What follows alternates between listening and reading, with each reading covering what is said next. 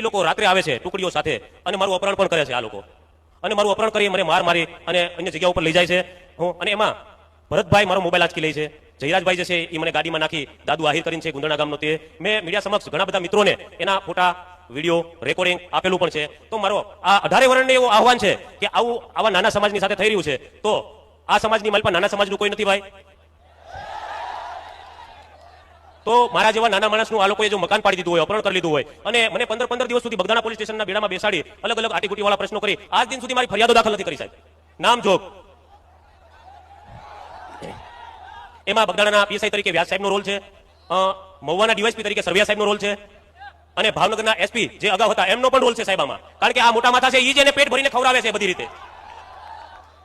તો મારું આ સમાજની પાસે એવી માંગણી છે, ભાઈ પાસે એવી માંગણી છે, હીરાભાઈ પાસે એવી માંગણી છે, આ લીગલ ટીમ પાસે એવી માંગણી છે, અને આખાઈ સમાજ અને કોળી સમાજ, ઠાકોર સમાજ અને 18 વર્ણ પાસે મારી એવી માંગણી છે કે જો હું ન્યાયના હિત માટે લડાઈ લડી રહ્યો હોય 2023 થી આજ સુધી, તો મને સહયોગ આપો તમે. મારું જે મકાન હતું એ તો 1.5-2 લાખનું જ હતું, પણ મને 50-50 લાખ રૂપિયાની રિશ્વત આપવાની કોશિશ કરી છે, અને આજ સુધી મારી આજે હું અહીંયા પહોંચ્યો છું તો પણ મારી રેકી ચાલુ હતી સાહેબ. મારી પણ શું, મારી પાછળ એ લોકોના માણસો હતા આજે પણ કે હું અહીંયા સુધી ન પહોંચું. તો મારું સર્વ સમાજને એટલું જ કહેવાનું છે કે ન્યાય માટે કોઈ પણ સમાજનો વ્યક્તિ હોય 18 વર્ણમાંથી જો આવા અસામાજિક તત્વોને સરકાર સાવરતી હોય તો આવા અસામાજિક તત્વોની ફણ માટે પગ સરકારે અને આપણા જેવા આજે જાગૃત નાગરિકો તમારો જે સમાજ એકત્રિત થયો છે ને એને પગ રાખવાની જરૂર છે.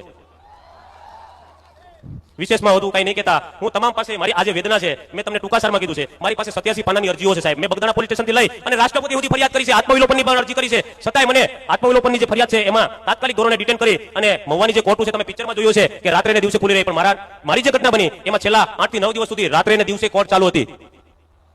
કે હું આત્મવિલોપન કરું છું.